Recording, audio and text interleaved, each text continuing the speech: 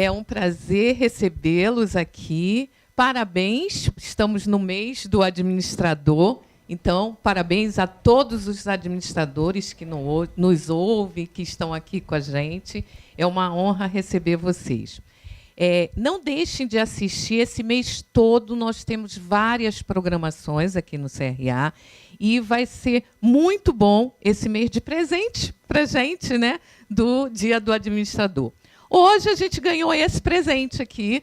Nós estamos com o administrador Reinaldo Faisal, que tem vários, eu não vou falar muito assim, porque depois ele se apresenta melhor, mas tem vários anos de experiência como administrador, uma estrada boa, grande palestrante, grande professor, que vai estar aqui nos agraciando hoje com a palestra deles.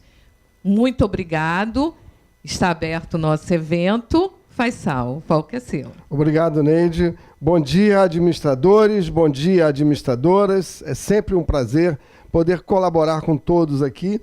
E hoje a gente vai fazer um passeio histórico sobre um momento da administração, porque a nossa palestra foi programada para ser o administrador na qualidade de vida. Não é isso? Não foi isso que foi divulgado? Não foi isso que foi combinado? Não? Não foi essa? Não. Diego, eu acho que está errado aí a palestra. Eu acho que tem alguma coisa acontecendo. Mas por quê? Qualidade de vida não faz parte da administração? Nós temos até na nossa comissão de recursos humanos uma pessoa que trabalha com isso, Fernando Hartmann, tem feito inclusive eventos aqui. Qualidade de vida não é uma atividade do administrador? Sim. Será que eu errei aqui? Vamos ver. O que é a qualidade de vida? Dentre as diversas definições, né, eu fui buscar uma de uma doutora brasileira que botou lá, olha só, condições básicas e suplementares do ser humano. Tem a ver com a gente, tem a ver com a administração. E vai falar de relacionamentos sociais. O trabalho é uma relação social. Então, a gente tem a ver com isso também. E outros parâmetros. Pronto, incluiu o que a gente queria. Quando coloca os outros parâmetros, está aberto para tudo. Repara como é que a qualidade de vida abrange tudo isso. Então, eu posso fazer a nossa palestra sobre qualidade de vida. Ah, mas aí vocês estão dizendo, mas a gente é da administração, a gente está a fim de botar isso nas empresas, nas instituições. Então, tá bom. Então, é qualidade de vida no trabalho. Pode ser, então? Fica melhor se a gente botar esse tema, qualidade de vida no trabalho. Fica mais administrativo, né? Fica mais fácil para a gente operar com ela. Será que é melhor assim? Então, vamos tocar? Vamos ver o que dizem por aí sobre qualidade de vida do trabalho. Se fala muito em coaching, esse aí é o presidente da Associação de Coaching, Associação Nacional Brasileira de Coaching, né? Olha lá. Nível de satisfação do funcionário. Motivação. Isso vem de quem? De quem? Maslow. Abraham Maslow, né? Trouxe o que... Então tem a ver com a administração, tem a ver com o nosso trabalho, tem a ver com tudo que a gente faz.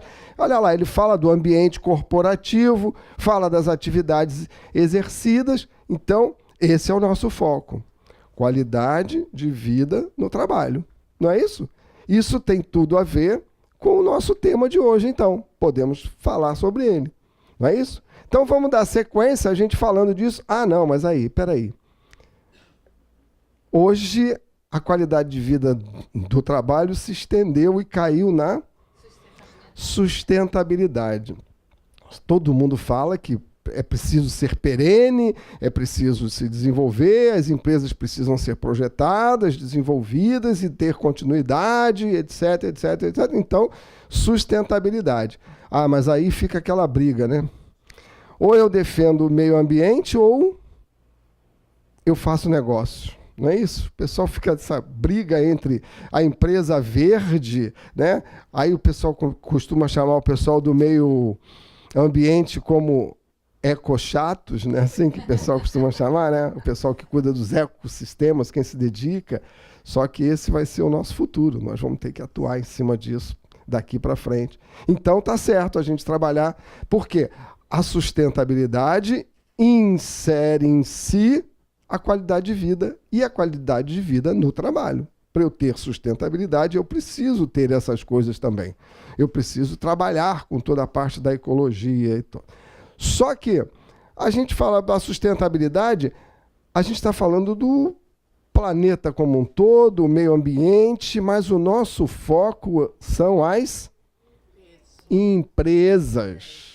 As instituições, não é isso? O objeto do administrador é trabalhar para as empresas, para as instituições, claro, envolvendo as pessoas, né? Porque nada existe sem pessoas, inclusive pessoas. Né? E aí, o que eu preciso? Eu preciso trabalhar, então, a sustentabilidade. Vamos lá, as ações, atividades, nós, as pessoas, como vocês disseram, para proteger o futuro das pessoas. A definição básica é essa.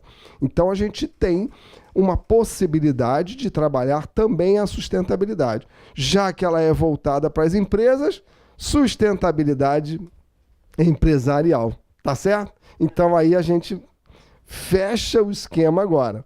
Qualidade de vida, sustentabilidade dentro da organização, trabalhando de uma forma ecológica. Não é isso? É isso que a gente precisa. Por quê? O que diz a sustentabilidade empresarial? E aí eu tive que buscar uma definição de uma francesa. Infelizmente, aqui as nossas não estavam adequadas ao que a gente estava querendo. Basicamente, o foco é respeitar ali o meio ambiente, tornando uma sociedade sustentável. E reparem que detalhe importante aqui, o que aconteceu ao longo do tempo? As pessoas ficaram mais conscientes dessa responsabilidade. E hoje tem muita gente que não compra produtos que não sejam de origem, né, ecológica e etc, né? Fora as instituições que se deparam, que se colocam frontalmente contra alguma coisa que esteja feito errado. Principalmente, a mais conhecida é o Greenpeace, não é isso? Que atua, inclusive, de forma guerrilheira, vamos dizer assim, só que a favor, né, para o lado do bem, a favor das instituições ecológicas. Então, a gente tem aí essa definição que nos atende perfeitamente. Não é isso? E isso, então, fica sendo o resumo da nossa palestra. Não é isso? Trabalhar a qualidade de vida no trabalho com a sustentabilidade empresarial. Fechamos tudo isso. E aí, sim, quando a gente reúne tudo isso, a gente cai no administrador, na economia circular. Quantas empresas hoje já utilizam esse conceito da economia circular? Lamentavelmente poucas. Lamentavelmente poucas, né?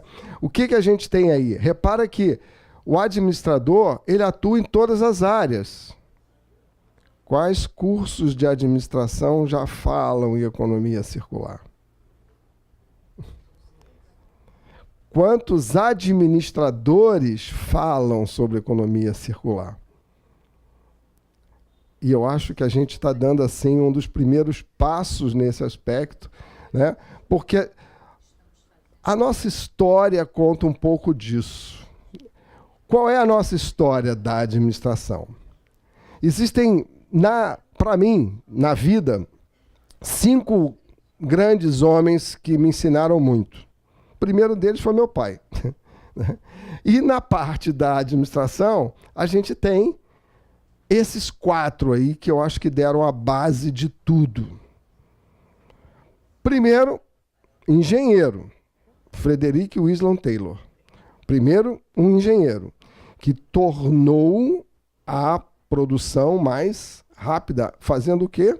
Mais padronizada, trabalhando com controles. Ele trabalhava processos, ele mexia com tempos e movimentos, não era isso? Até hoje isso está aí, isso tem mais de 100 anos. E até hoje, muitas empresas usam. O pessoal reclama do Taylorismo, que, na época, para Taylor, havia aquela condição de que o ideal é que o trabalhador não pensasse. Tanto que a figura do homem boi e depois do homem massa, que ele era um dentro da massa de trabalhadores, ele era mais um, né? A questão do indivíduo não existia. Aquela célebre frase, o homem certo no lugar certo, que é bonita, é maravilhosa e etc. e tal, ela foi cunhada com o objetivo anatômico. Era físico.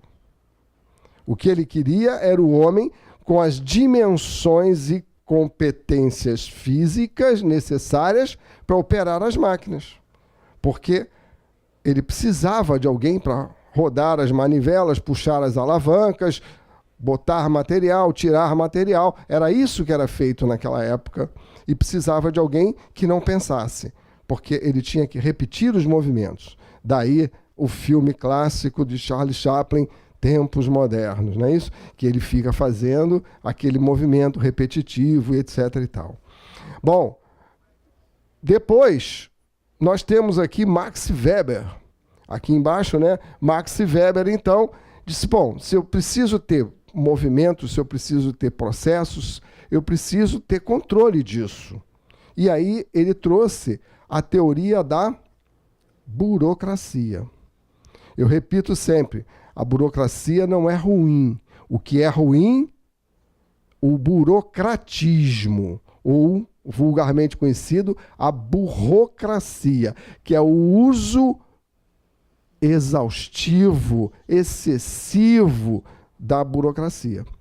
Mas algum controle a gente precisa ter. Tanto que nos nossos pilares da administração tem a função controle, não é isso? A gente tem que planejar e controlar. Depois, as funções de uma organização foram descritas por Henri Fayol, não é isso? Ele, então, descreveu as funções básicas que as empresas até hoje fazem a mesma coisa. Repito, antigamente não tinha a área de TI, então ele não podia botar, né? Ele não tinha como botar lá sistemas. Isso não existia, nem marketing naquela época, né? A propaganda não funcionava dessa forma. E aí ele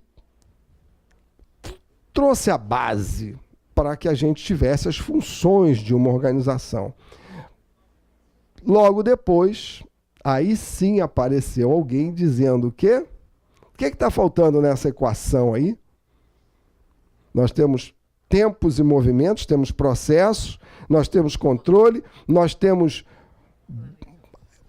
as funções de uma organização. O que está faltando? As pessoas.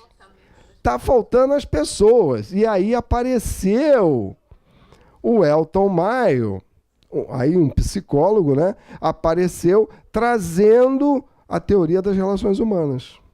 Repare que isso levou 30 anos, mais ou menos, para se fechar esse ciclo.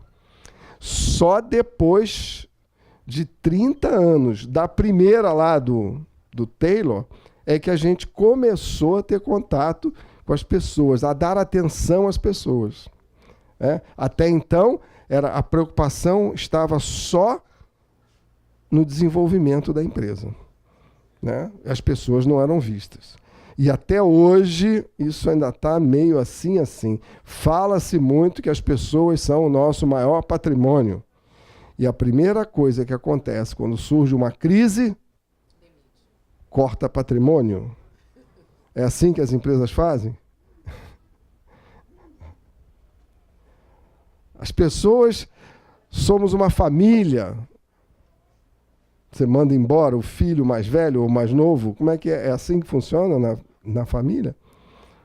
Mas é assim que se trata, né? Bom, daí o modelo era um modelo chamado de economia dos materiais, que hoje em dia se chama assim, mas não era. Esse modelo se baseava em quê? Primeiro, precisamos de recursos naturais. Não é isso? Então vamos começar a tirar da natureza, vamos colocar isso dentro de uma fábrica, né? Vamos produzir alguma coisa, vamos transformar alguma coisa e vamos fazer com que isso vire consumo. E hoje em dia, nós somos medidos pelo nosso poder de consumir. Depois eu falo mais disso aqui um pouco. Mas a gente é muito trabalhado em cima de consumo. A gente é motivado a consumir, né? Ontem mesmo, quando se comemorava esse marco histórico do 11 de setembro, se falou disso. Porque a primeira coisa que o presidente George Bush fez quando passou toda aquela catástrofe, né, foi dizer para as pessoas, vamos às compras. Porque para resgatar a economia, que deu uma pequena queda naquela época, era preciso comprar mais. Imaginem isso. Quer dizer, o foco de consumo. Mas isso ele não inventou, não. Isso ele tirou de tempos atrás. Depois eu chego lá. Bom, então, recursos naturais. Vamos tirar recursos naturais. Tem a beça, né? O mundo é enorme. E aí vamos começar. Nós estamos falando de 100 e poucos anos atrás, né? Então, abundância de tudo. Então vamos mandar brasa, vamos tirar. Só que o que acontece quando eu passo por esse processo? Nas empresas e depois mesmo no consumo, isso tudo acaba gerando um monte de resíduos, não é assim que se fala? Resíduos e, no finalzinho, lixo. Será que tem uma diferença muito grande entre uma coisa e outra? Até as palavras têm impacto significativo. O que se diz? Vamos extrair, né, o processo de extração dos recursos naturais, não é assim? Isso é bonito. Isso é bonito. Na verdade, a gente está fazendo o quê? Retirando, acabando com eles. Extração, até prêmio da loteria, né? É extração da loteria. Você vai ganhar com isso, né? Subliminarmente fica bonito dizer isso. É questão de semântica, a gente usar as palavras adequadamente. Na verdade, a gente está fazendo o quê? Destruindo, quando a gente retira de forma desordenada, etc. Então, a gente está destruindo o planeta. Quando a gente fala que é resíduo, segundo os dicionários, é o que sobra, é o que remanesce. Ou seja, parece uma coisa que está aí, vai viver de novo. E lixo?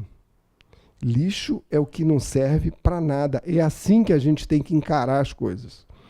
Eu acho que na administração a gente precisa começar a olhar os processos como planejamento até o lixo. Isso é economia circular, né? A gente tem que trabalhar o processo como um todo e a gente vai ver isso aqui ao longo dessa nossa conversa. Toda essa situação, reparem que hoje já se fala isso há mais de 10 anos, estima-se que 90% dos resíduos industriais não cheguem ao produto. São consumidos no processo, são gerados no processo. E 80% do lixo, de tudo que é produzido, vira lixo em torno de 6 meses, mundialmente, né? Essa é uma contagem que ainda não foi contestada, feita, tá descrita num livro, Rubles, que é o lixo e o que vem pela frente. 6 meses, que diz... De todos os produtos. Você imagina que daqui a quanto tempo esse copinho vai para o lixo? Quando é que ele foi produzido? Talvez semana passada. Entendeu? Eu não estou falando de outros bens, mas estou falando de uma forma geral. E isso foi acordado, vamos dizer assim, né? Alguém teve esse insight em 2005, quando fez pesquisas e etc. e tal. Bom, então a gente gera esse... Agora, o que falta nessa equação aí? O que dá movimento a isso tudo? As pessoas, de tudo que é lá. Tem gente atuando em tudo. E se eu coloco pessoas atuando aqui, eu preciso de ter algo que as administre. Esse aqui é o símbolo da administração pública, né? E aí entra, para administrar a sociedade, entra a administração pública, que é um outro item que a gente também precisa trabalhar bastante, né? A gente está vendo, no nosso caso específico aqui, diversas coisas acontecendo, e as pessoas dizendo é falta de má gestão. Hoje mesmo eu estava vendo a TV, estava se falando de uma fábrica de produção de remédios para hemofilia, e que a fábrica está parada, né? O governo já investiu mais de 1 bilhão naquela obra e etc. e tal, e está tudo parado por problemas de gestão. Gestão, não é falta de recursos, né? É problema de gestão. Obviamente, superfaturamentos, etc, etc, etc. A gente tem que atuar mais como sociedade e como administradores nessa área toda, né? Bom, e aí essas pessoas todas, esse movimento acontecendo e as empresas buscando o quê? Crescer. Não é isso? As empresas foram crescendo, toda empresa busca o crescimento através de si mesma, através de outros. Bom, falta recursos às vezes para ela crescer. Recursos que eu falo, recursos naturais. O que é que faz? Começa uma produção local. Os recursos naturais daquele local começam a acabar. O que a empresa faz? Vai buscar em outro local. Não é assim? Isso é desde os vikings. Esse negócio de globalização, né? O pessoal fala globalização, não sei o que. Os vikings faziam isso. Quando eles precisavam de recursos, eles pegavam as suas naus, né? Seus navios, iam lá nas terras dos outros e saqueavam aquilo tudo e depois voltavam. Isso é globalização, no sentido que foi falado naquela época, etc. e tal. Porque o nosso futuro é a globalização, né? Nós vivemos num mesmo planeta. A gente chega lá. Então, quando a gente trabalha com isso, a gente tem que ver que precisa atuar de uma forma globalizada. Mas os caras vão lá e extraem recurso do outro. E com isso, a gente já tem reservas ambientais sendo degradadas, reservas de pesca sendo... A extração está maior do que a produção, né? Acha-se que pode fazer tudo.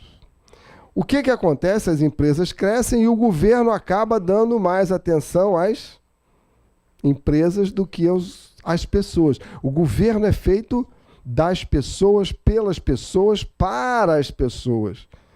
Deveria ser assim, né? A gente precisa mudar isso também.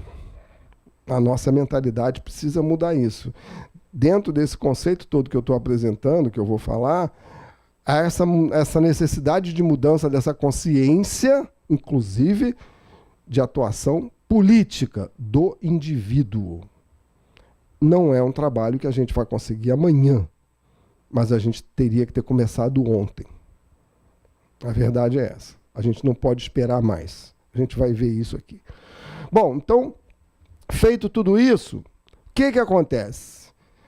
A gente vê que duas coisas são altamente produzidas no mundo: lixo e criança. E cada vez mais rápido. É sério mesmo. O ser humano produz sempre muito lixo, vem produzindo muito lixo e a população aumentando. Por favor, olha só. Nós estamos falando de dados de agora. Esse aqui é o cronômetro da população mundial. Existem vários cronômetros iguais a esse na internet. Não dá para a gente contar esse número. A gente não consegue, porque quando você olha o último dígito, ele já passou 3 vezes da hora que você começou aqui, no mínimo. né? Agora, repare um dadozinho importante que está aqui, olha. Nascimento de pessoas. Estima-se que nascem 267 pessoas por minuto no mundo. E olha a taxa de mortalidade. 109. Isso aí dá uma diferença de 144%. Por isso é que eu disse que se produz mais crianças, né? E também mais rapidamente. Reparem que, por gentileza, volta, Diego, o slide. Repara que a população crescia muito lentamente. Depois teve uma época quase de estabilidade e, de repente, o boom. A partir de 1950 ali, o crescimento que era antigamente a população dobrava em torno de 750 anos, levava 750 anos para dobrar, a gente tinha um índice de natalidade baixo e um índice de mortalidade alto. As pessoas morriam mais cedo, né? Eu estou falando historicamente. Agora, se você pegar dali para frente, começaram a aparecer mais remédios, etc., a qualidade de vida, tudo isso foi melhorando as pessoas hoje, mas hoje estima-se que a população dobre a cada 45 anos. Isso é dobrar a população. Estima-se que em 2050 a gente vai chegar a 9 bilhões e 300 milhões de pessoas. Acontece que já se prevê que 2022, que está aí na nossa cara, está na porta do gol, a Índia vai passar a China. De certa forma, eu vejo isso, nas condições atuais, como até bom. Porque eu acho que, culturalmente, a Índia vem se preparando melhor do que a China. Né? Você tem grandes centros de conhecimento na Índia, de inovação, etc., de TI, de tudo isso, eu acho que houve. Eu não sei se aí tem uma influência da colonização, etc. Tal. Agora, também tem a questão das características do país em si, do continente lá, que tem algumas restrições que não sei o quanto isso vai impactar o mundo ainda, né? Bom, então a gente tem aí essa questão da população aumentando. Claro, isso faz com que aumente o lixo. Aumenta o consumo, aumenta a necessidade de recursos naturais, etc. e tal. E aí, a velocidade da extração é que está impactando tudo isso que a gente faz. Assim como a velocidade da produção de lixo. É isso que está gerando o problema. Porque a equação funcionava lá no início, né? Só que, como ela se tornou muito mais acelerada, agora ela é um problema para nós. Bom, pensando nisso, outras 3 pessoas vieram influenciar fundamentalmente essa situação. Primeiro, um químico alemão, Michael Bongard, que veio trazer a ideia da economia circular. Segundo ele, no seu lugar de maior inspiração, quando ele acordava de manhã e ia ao banheiro. É sério. Ele, inclusive, numa das apresentações, ele mostra, né, o produto daquilo. E ele sempre se preocupou muito com isso. Ele disse que isso tem que ser aproveitado de alguma forma. Imagine a quantidade de pessoas no mundo inteiro que produzem esse produto, não é isso? E aquilo precisa ser aproveitado de uma certa... E, além do que, isso vai parar em algum lugar, né? Então, ele disse que ele sempre ficou muito preocupado com essa situação e começou a pensar de uma forma mais contínua em relação ao que gerou aquilo tudo. E a energia consumida, etc. Aí, encontrou com o William McDonald, que é um arquiteto japonês, apesar da aparência não ser assim, mas ele nasceu em Tóquio, então ele é japonês, né? É que o pai dele era executivo da Seagam, uma empresa de bebidas, e estava na época lá. Eu também, quando olhei, falei, não bate, essa biografia está errada. Aí tem que buscar para saber, né?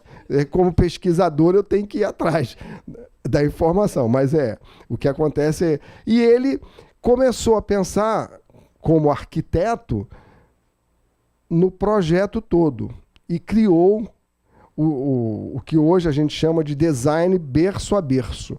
Desde o nascimento até o final, quando ela se torna uma nova matéria, um novo produto, um novo serviço. Então a gente tem que pensar na reutilização de tudo. Esse é o conceito da economia circular. Pensar produtos e serviços desde o seu início para serem regenerativos e com possibilidade de reaproveitamento. Então não pode deixar simplesmente... Bom, eu produzo aqui, tá? E o que vai acontecer com isso depois? Não sei. Aí eu não sei para onde vai, o que vai acontecer, se vai poluir ou se vai servir para outra coisa, não. Tudo a gente tem que pensar que isso tem que virar um valor. Inclusive a energia que é consumida nesse processo. E já existem exemplos disso, que funcionam dessa forma. Depois a gente fala um pouquinho. Bom, até aí estava tudo bem, estava no âmbito vamos dizer assim, da academia, o pensamento... Só que alguém acabou tendo que colocar isso em prática. E foi a Ellen MacArthur, que é uma velejadora. Ela simplesmente resolveu bater o recorde em dar a volta ao mundo num barco à vela sem parar. Ela não ia parar em lugar nenhum para reabastecer, para... né? Nada. Então ela tinha que ter tudo que ela necessitava à mão. E ela já se preocupava com essa história de meio ambiente, então ela também não queria jogar nada no mar, né? Então imagine o planejamento dessa viagem para que ela tivesse tudo que ela ia precisar e que não tivesse que descartar no mar o que fosse o lixo. Quanto ela ia ter que aproveitar de tudo. E daí ela trouxe uma definição de finito, porque a gente sabe que a gente vive num planeta de recursos finitos. E ela veio com uma definição fantástica do que é finito. Finito é tudo aquilo que nós temos. E só o que nós temos. Não tem mais que isso. Acabou. Então, finito para ela era o que ela conseguia ter no barco. Acabou.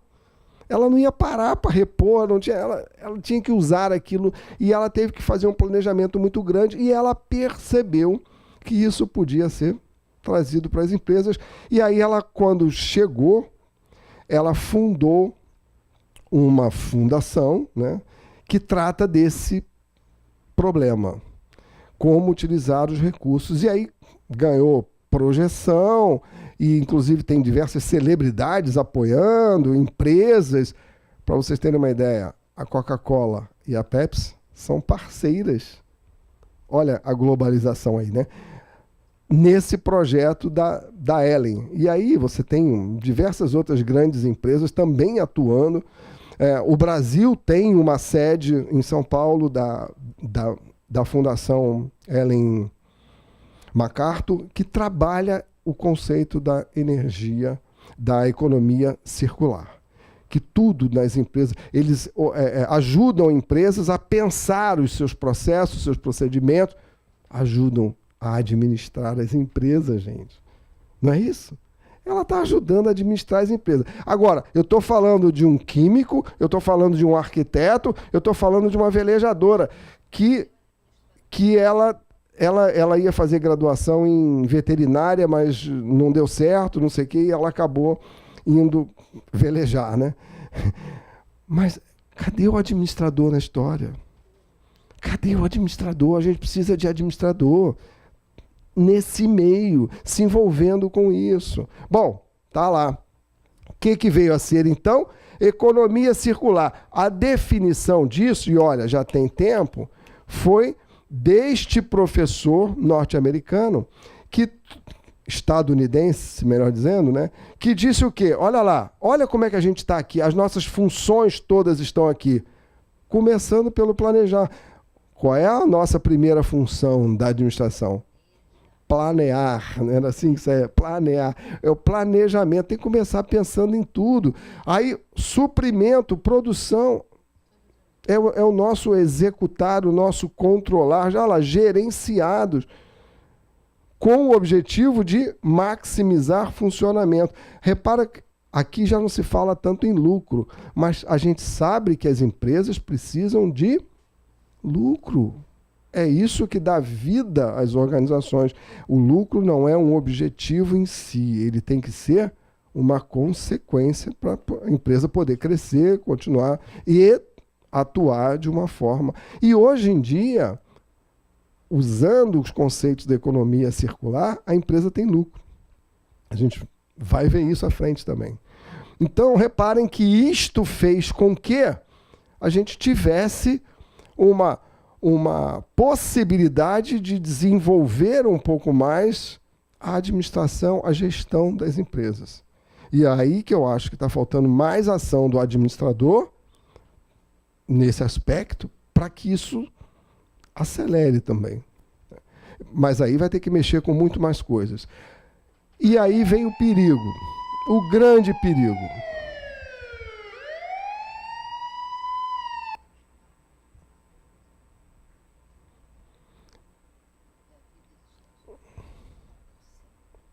Essa é a estimativa.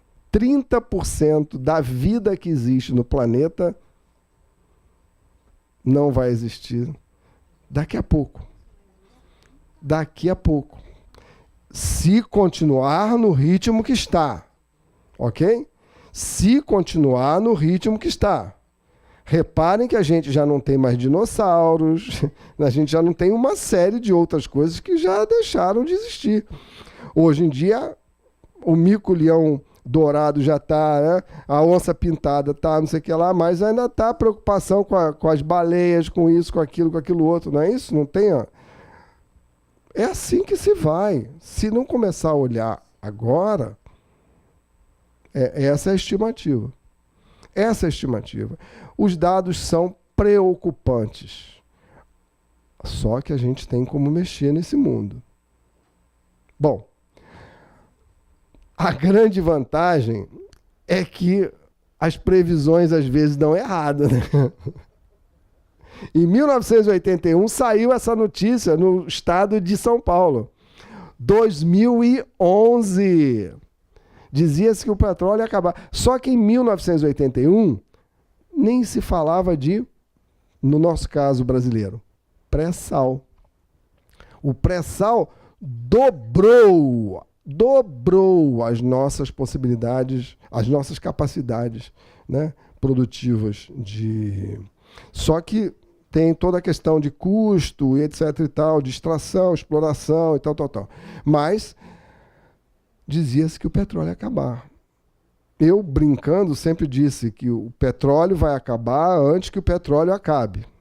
Ou seja, a necessidade de utilizar petróleo, ela vai ser reduzida a tal ponto que não se vai precisar de petróleo e ainda vai ter petróleo no mundo. É como a pedra. Nós tivemos uma época que era a idade da pedra, não foi? Passou, acabou. Não é? Acabou as pedras? Acabaram as pedras? Não. Então, a idade da pedra não acabou por falta de pedra. Acabou porque passou a época dela. E assim vai acontecer. Então, de vez em quando, os economistas, aí vamos botar a culpa neles, né? Os economistas, nas suas previsões, de vez em quando erram. Então vamos torcer para que aquela previsão, tá, esteja errada, ou que a gente consiga interferir a tempo, porque aqui também houve muito o quê? Gestão desse recurso, desenvolvimento de outras fontes de energia, né? A nossa principal empresa, da qual eu continuo tendo bastante orgulho ainda de exploração de petróleo, já estava caminhando nesse aspecto, mudando o seu conceito para se tornar uma empresa de energia e não só de petróleo. E tem grandes avanços feitos pela própria Petrobras nesse sentido. E que eu acredito que em breve serão retomados novamente. Bom, já que a gente está falando de extinção, né, algumas previsões foram feitas em 2008. Seu churrasco está comprometido. O carvão deve acabar em 118 anos. Por que o carvão tem tanto tempo ainda? Porque já não se usa mais tanto carvão quanto se usava na Idade Média e depois, e etc. Né? Lembra? O fog londrino, aquela coisa das minas de... Tudo isso já acabou. Está se usando muito menos carvão. Tomara que a gente continue usando o churrasco só porque o consumo ali é pequeno, não é isso? Mas para a produção, carvão é muito pouco usado. O cobre, que é uma matéria-prima fundamental, assim como o zinco, não só para a produção de metais, mas para a produção de remédios. Então a gente não pode deixar isso acabar. O zinco, olha lá, era telha de zinco, né, que o pessoal usava, não era? Fazia telha de zinco e tal, mas o zinco tem grandes utilidades. A prata, que não é só utilizada para fazer joias, né? A prata também é um metal usado em medicamentos e prótese, etc. e tal. Também. Agora, onde que o administrador trabalha nisso aqui? Controle desses estoques. A gente sabe que os estoques são finitos. Isso vai acabar se eu não usar adequadamente. Algumas coisas eu não consigo repor. Eu tenho que transformar. E a modernidade vem de onde? Dos recursos renováveis. Energia solar, energia eólica, otimizar os custos da produção disso e poder dar mais vida a isso. E aí, nesse aspecto, eu tenho que fazer uma deferência a uma ex-presidente que nós tivemos, quando ela vislumbrou a impossibilidade de se estocar vento. Não foi isso? Isso é possível. Não como a ideia original de guardar o vento em saquinhos ou em ambientes, mas o que o vento é usado? Em que o vento é usado? Na produção de energia eólica. O que acontece é que quando eu tenho muito vento, eu gero muita energia. E às vezes essa energia não é toda ainda aproveitada. Mas eu posso estocar essa energia. E os alemães já estão fazendo isso. Eles quebram a molécula de hidrogênio, transforma isso em hidrogênio e usa o hidrogênio como energia. Há uma faculdade em Mainz, na Alemanha, a capital de Rheinland, que usa nos dispensers de papel não mais baterias, mas cápsulas de hidrogênio que geram energia para você retirar o papel. Energia essa que vem da quebra de moléculas de hidrogênio, do excesso de energia não utilizado no consumo geral. Então, tudo pode ser aproveitado. Não se joga nada fora. Mesmo que você não possa aproveitar lá. Naquele primeiro momento, a produção, o básico. Um outro processo vai dar utilidade a essa coisa. E eu recomendo que, se tiverem oportunidade, leiam o livro ou vejam o vídeo que tem no YouTube, A História das Coisas. Fala muito bem sobre isso tudo que eu estou falando aqui também, né? Bom, feito isso, o que a gente precisa? Usar melhor os materiais que a gente tem.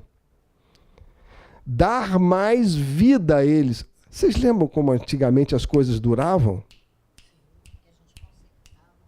consertava, isso mesmo, né? Levava para consertar às vezes, fazia. Hoje em dia não dá.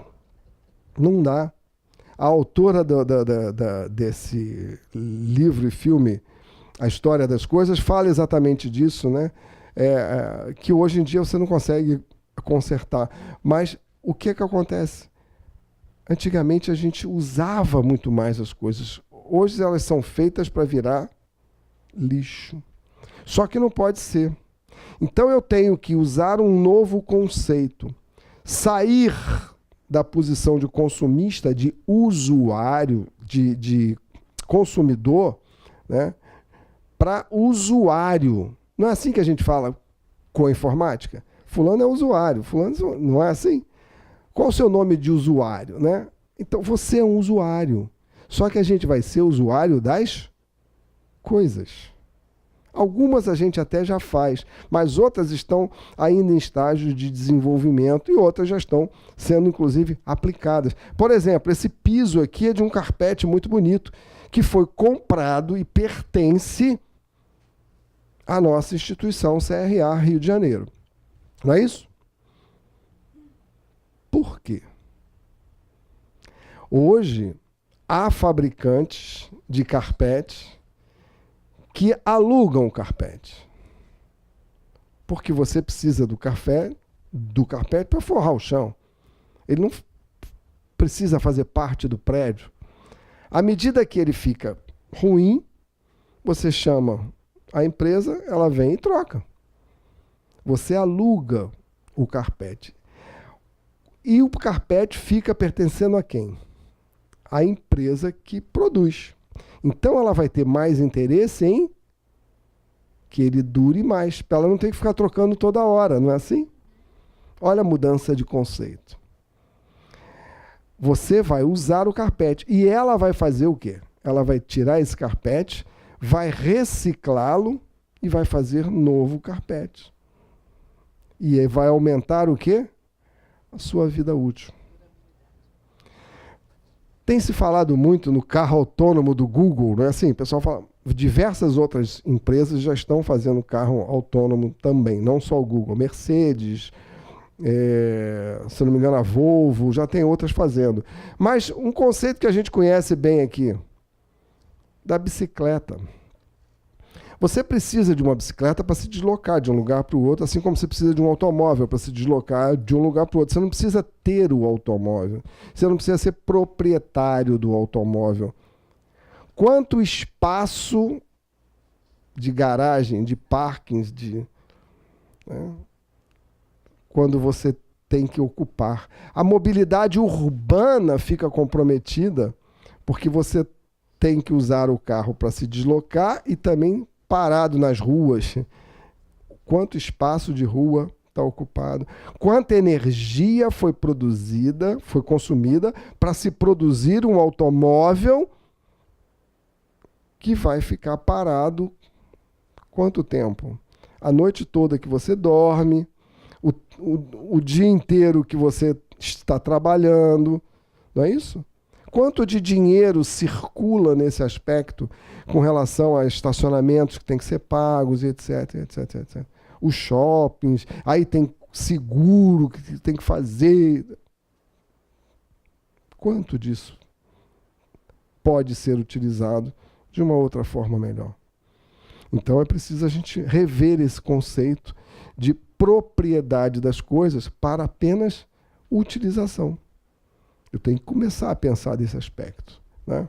E, claro, os produtos vão durar mais. O tempo de duração de um produto vai voltar a ser o tempo muito maior do que era antes, né? A utilização desse produto também. Bom, uma outra necessidade. Nós temos que usar bem os recursos que a gente tem, os recursos naturais. As pessoas precisam de se alimentar, precisam de saúde, precisam de educação, precisam de mobilidade urbana, precisam de entretenimento, precisam de um monte de coisas. E aonde é que a gente entra aí? O administrador faz o quê? Ele vai atuar na redução dos danos ambientais que esses produtos, essas necessidades provocam. Da mesma forma que ele vai fazer o quê? Uma melhor gestão de todos os recursos, e aí envolve saúde, educação, mobilidade, existentes, para que a vida se torne melhor. Quando a gente fala disso, mas como é que vai fazer isso? Olha, eu trabalho para uma usina de açúcar e álcool que é fantástica. Antigamente, a palha que era gerada tinha que contratar uma empresa para tirar. Porque você colhe a cana, moe a cana, sai aquela palha seca, aquilo era retirado da empresa por uma empresa, então você pagava uma empresa para tirar aquilo para jogar fora. O que se fazia, não sabe, mas jogava fora. Essa palha hoje vale dinheiro.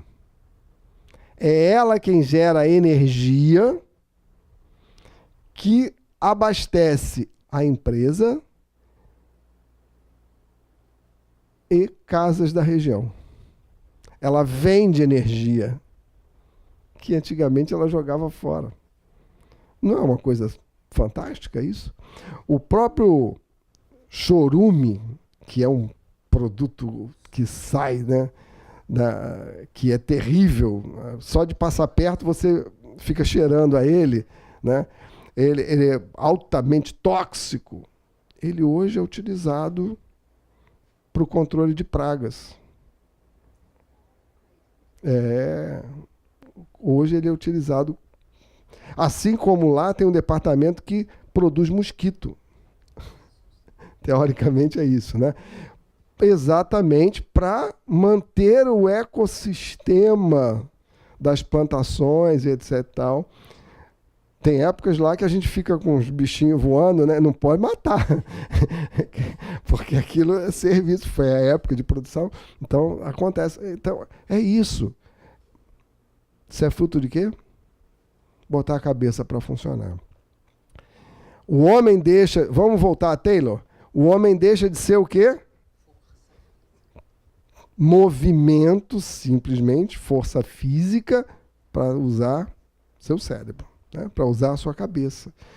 Então, não vai haver falta de emprego, não vai haver isso, porque a gente tem que mudar, sair da operação para usar mais a cabeça, né? Bom, então tá aí, utilizar tudo isso. E aí, ó, pesquisa da McKinsey, estima-se que até 2025, dá para contar aquele número ali, ó? Mais de $1 trilhão será injetado na economia com a aplicação da economia circular. Essa é a previsão. E o que vai gerar só na economia circular, hein? 100 mil empregos. O que a gente está esperando? Manda o currículo para essas vagas. Não é isso? A gente tem que começar a se capacitar. Eu confesso para vocês que até 2, 3 meses atrás eu não tinha essa noção, não. Mas comecei a me interessar, a ver. A gente sabe que tem reciclagem, não sei o quê, meio ambiente, essa coisa toda, né? Mas cadê o envolvimento disso?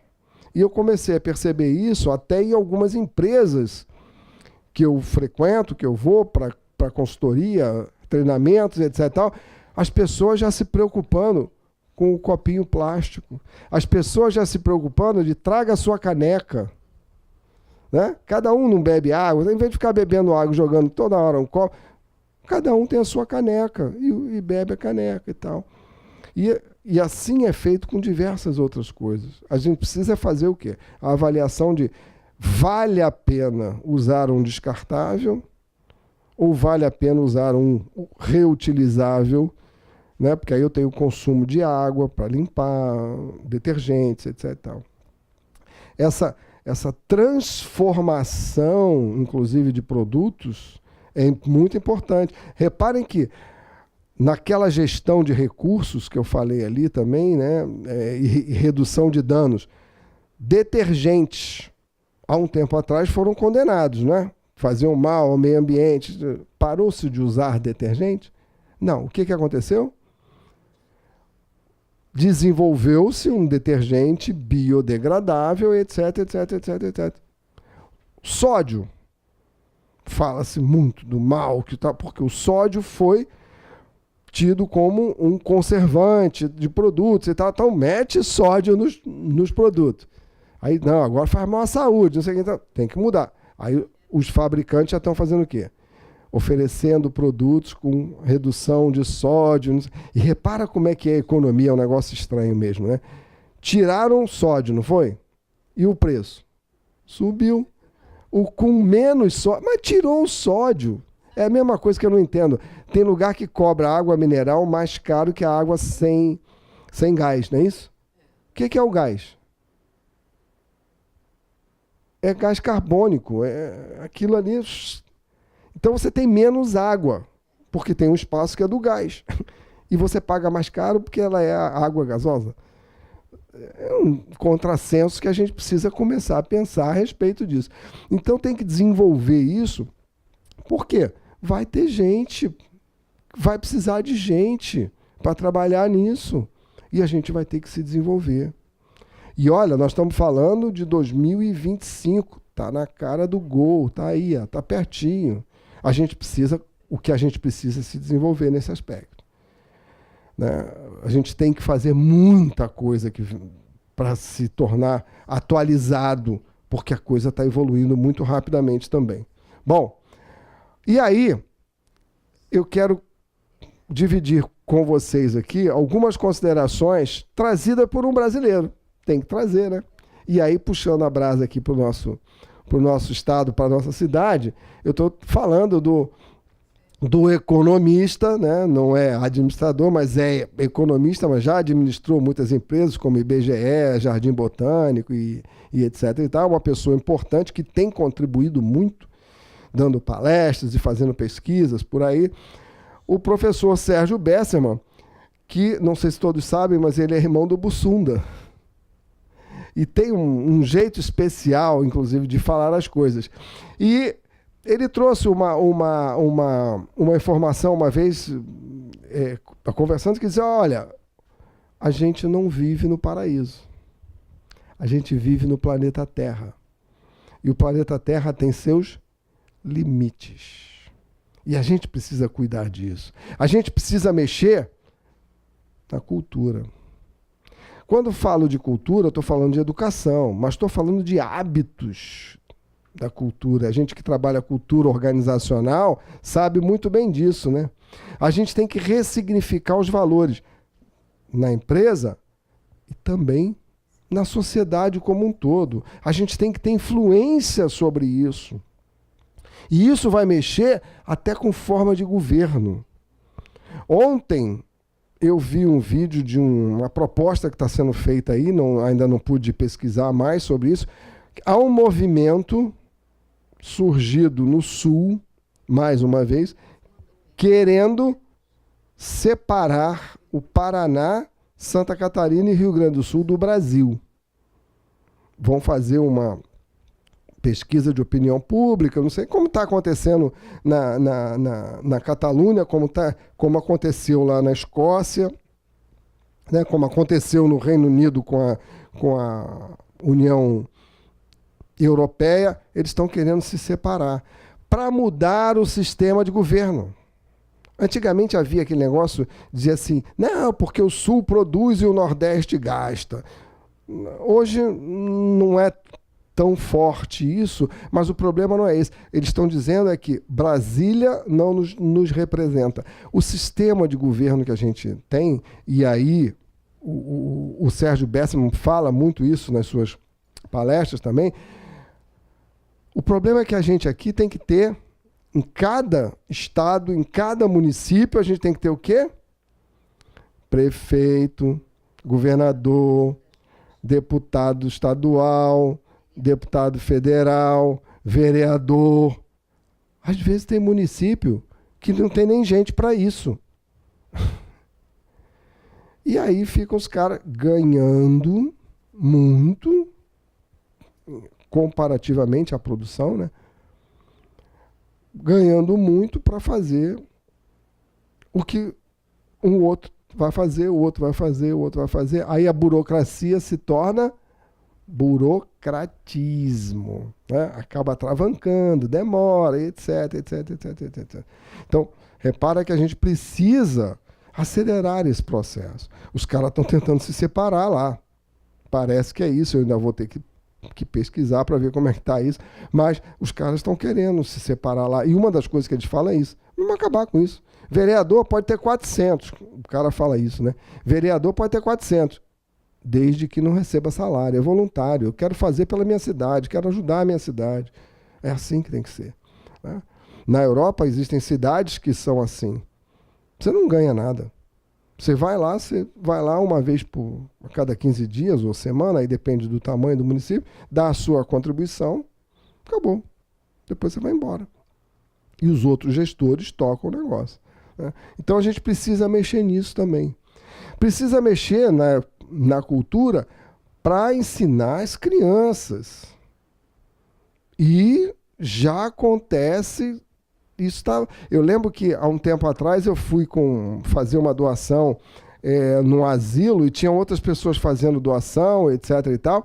E o meu neto, que na época era pequeno, né, falou assim: vô, olha lá, aqueles brinquedos ali não tem o selo da Abrinq, que era o selo de garantia de que os brinquedos estavam dentro das normas, etc. Tinha gente que comprou brinquedinho, né, e estava fazendo doação sem ter, não sabe se tinha material tóxico. O meu neto já tinha aprendido isso na escola, etc. Quer dizer, essa nova geração aí está se formando dentro de alguns conceitos interessantes. Eu já tomei uma bronca dele porque eu avancei um sinal um dia à noite, né, num lugar deserto, a gente vai explicar. Ele falou: vô, você avançou o sinal, porque ele teve aula de mobilidade urbana, trânsito, etc. tal, e sabe que o sinal vermelho é para parar. Aí explicar para ele que aquele pode, aquela hora, não sei o que, dá um trabalhão, dizer, né? Então, sabe, é isso que a gente precisa fazer. Aí você vai a Brasília, por exemplo, eu saio de aula, eu dou aula até 11h20 da noite lá. O cara sai, o sinal está fechado, ele para. E fica parado. Não importa se tem carro passando, se tem gente atrás. Não tem. Ele para e fica parado. Quando o sinal abre, ele vai. Isso está na consciência. Agora mesmo, recebi um relato de uma pessoa que estava nos Estados Unidos, nessa época do furacão Irma, teve que se deslocar e ficou impressionado. Ele disse: olha, o engarrafamento era como uma ida a Búzios, a Cabo Frio, a região dos lagos aqui na época de carnaval, feriadão. Aquela coisa louca. Ninguém anda pelo acostamento. Motoqueiro fica na posição do carro. Ninguém passa pelo corredor entre os carros. Eu acho que eles nem sabem o que é isso. Foi assim que ele se expressou, né? Isso é consciência, é respeito pelo outro. E a gente precisa fazer isso. A gente precisa cuidar disso. Da mesma maneira que a gente precisa mexer no nosso comportamento. Isso vai mexer com as nossas atitudes. É o querer fazer. É ter a vontade de fazer, né? É fechar a bica na hora que está escovando o dente, para não deixar aberto na hora que está lavando, fazendo a barba, na hora que você não está passando na água. Fecha, abre, fecha, abre. É essa consciência. Como uma campanha que foi feita aqui pela SEDAI antigamente, há pouco tempo, né? Cada gota conta. E realmente, isso não é só da água, isso é da energia, isso é de tudo. Qualquer tipo de desperdício não faz sentido. Então a gente precisa se transformar, a gente precisa se modificar, precisa alterar esses valores para que eles venham impactar nas atitudes. E, de uma certa forma, se colocar como guardião disso, como policial disso, né? Está na nossa função de administrador do controle. Controlar as outras pessoas, orientando-as na boa, né? Falando como deve ser feito, como deve atuar. E se envolvendo com as pesquisas, com os estudos, buscando trazer isso para a nossa ciência da administração. Porque eu estou falando aqui, a maioria dessa turma que eu trouxe aqui são economistas, são químicos, são engenheiros, arquitetos. Cadê os administradores? Eu trouxe, né? Eu trouxe ali, o xará é administrador. Mas precisamos mais. Precisamos de mais administradores para que a gente possa fechar mais esse círculo, para que a gente possa efetivamente atuar dentro do processo de economia circular. Olha o nome que pegou. Economia circular. Como foi o caso da reengenharia. Lembram da reengenharia? Reengenharia nada mais era do que um processo de administração. Na verdade, deveria ser readministração. A mesma coisa acontece aqui. Deveria ser o quê? A administração circular e não a economia circular. Mas, porque o que a gente vai fazer é administrar a economia, os processos, projetos. Um outro detalhe. Eu tenho visto poucos administradores nos cursos de projeto. Os cursos de projeto não são feitos somente para engenheiros, não. E a maioria do pessoal é engenheiro. Os cursos de projeto ensinam as pessoas a trabalhar com projetos, a planejar, a fazer gestão de riscos, tudo isso. Estipular materiais, etc, etc. Como é que eu controlo essa coisa toda? E os administradores não têm se dedicado tanto a essa função. Então a gente precisa mexer com isso também. Vai ter que mexer com as nossas instituições de ensino, vai ter que mexer com a burocracia que existe e necessária do MEC, etc, etc, mas precisa ser feito. O que a gente não pode é deixar para... Então a gente tem que mexer com as nossas autoridades, em cada um dos nossos segmentos, e tocando, e crescendo, e evoluindo. Bom, e já que eu sou da área de pessoas, não posso deixar de fazer uma homenagem nessa época a mais um economista, mas que desenvolveu muita coisa para nós na área de pessoas. E tudo que ele fala é para a gente pensar e seguir. E especificamente nesse caso, há muito tempo atrás, nosso saudoso Peter Drucker já dizia: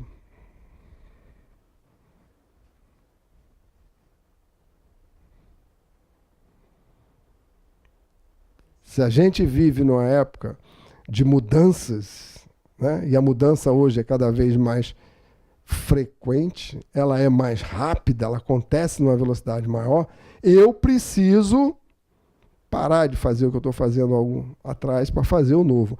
Reparem que eu comecei aqui fazendo todo um relato histórico. Por quê? Aí vamos a Confúcio. Eu preciso conhecer o passado para entender o presente, porque o passado, o resultado do passado é o presente. E eu preciso conhecer o presente para poder criar o futuro. Eu não posso mudar o futuro, eu posso criá-lo. É diferente. Então, eu preciso pensar dessa forma. Então, eu tenho que trazer isto para a nossa... E uma das mudanças de atitude é mudar o jeito de fazer. Bom, há algo mais que eu possa contribuir com vocês? Tem algo que, além de toda essa reflexão, que eu sei que agora vai fervilhar as cabeças de todos, como a minha, né, com certeza ficou, são coisas que a gente vem aprendendo com pessoas de outras áreas, né, mas a administração ela é transversal a todas as outras ciências, então a gente precisa atuar mais ativamente nisso. É o recado que eu tenho para dar e muito obrigado a todos e até uma próxima possibilidade de estar com vocês. Até lá. Esse tipo de ação começando e esse tipo de ação se expandindo, isso pode realmente vir a contribuir de maneira significativa nos resultados que a gente precisa dessa economia circular? Sem dúvida. Qualquer atitude hoje é válida. A questão da reciclagem é que a reciclagem, muitas vezes, ela precisa ser analisada com muito cuidado, porque ela é cara. Ela consome energia. Por isso é que se fala na economia circular de você fazer desde o projeto. Porque quando o camarada projetou a caixinha de leite longa-vida, ele pensou no destino final dela? Não. Hoje em dia se fala, não, destrói as camadas, não sei o quê. Sabe o custo disso? Há empresas que dizem, não vale a pena. O consumo de água para se fazer a separação, o consumo de energia, porque tem que ir para autoclaves e etc. É fantástico. O calor que é gerado no meio ambiente com tudo isso. Então a gente tem que analisar. Mas como hoje a gente tem esse lixo todo abundante por aí e não tem o que fazer com ele, qualquer iniciativa de se mexer, de se acabar com isso, dando uma utilidade maior, fazendo... Porque existem empresas já especializadas em fazer reaproveitamento desses materiais. Agora, separação, exatamente. Agora, e depois? O caso dos celulares é um problema sério. Estima-se que 40% dos celulares no mundo são trocados ainda em perfeitas condições de uso, por uma coisa chamada obsolescência planejada, né? Ou pela obsolescência percebida. São duas obsolescências. Esse foi um conceito criado logo após a Segunda Grande Guerra por um economista, Victor Lebow, que disse que precisamos consumir. E aí as coisas precisavam ter um prazo de duração. E isso fez com que os produtos começassem a ter... Dizem, há situações em que, por exemplo, copiadoras, impressoras, elas tinham um chip lá que imprimia um determinado número de cópias, que depois não tinha mais conserto. Isso é o conceito de obsolescência planejada, né? Você planeja... Eu lembro de uma discussão que houve há muitos anos atrás com a Dupont e a Volkswagen. A Dupont, fabricante de tintas, e a Volkswagen, porque a Dupont não estava conseguindo chegar a uma película de tinta de 2 micron, que era a que eles queriam para que fosse no carro, porque senão o carro ia durar mais do que devia. Né? Imagina isso, né? Hoje não, hoje isso tudo já mudou. Mas naquela época era o conceito da época, né? Era o que era moda, vamos dizer assim. Então todo mundo fazia. Então a gente precisa mexer com esse conceito de moda. Na obsolescência percebida, o que acontece é que as pessoas começam a ter algo diferente, e se você não tiver o que todo mundo tem, você está fora de moda, você é antigo, você é isso, e aí as pessoas começam a ter... Certo? Esse é um outro conceito que também precisa. Isso é mudança de valores que vai mexer com as atitudes também das pessoas. Mas é isso que se faz na economia circular. Você já planeja qual material que eu vou usar para que ele possa... O que vai acontecer com esse material aqui? Quando eu usar, vai acontecer isso. E o que eu vou fazer com esse produto? Eu tenho que voltá-lo para a minha cadeia. Tá certo? A ideia é essa. Reparem que quando a gente pega a situação aí de empresas que fazem engenharia reversa ou tem que fazer a retomada do material, como acontece com lâmpadas, baterias, etc, né? O fabricante agora é obrigado a fazer, como é o caso de pneus, amortecedores, etc. O cara é obrigado a levar de volta. Ele vai ter que dar um destino para aquilo. É aquela história, né? Quem pariu Mateus que o embale, né? Assim, então...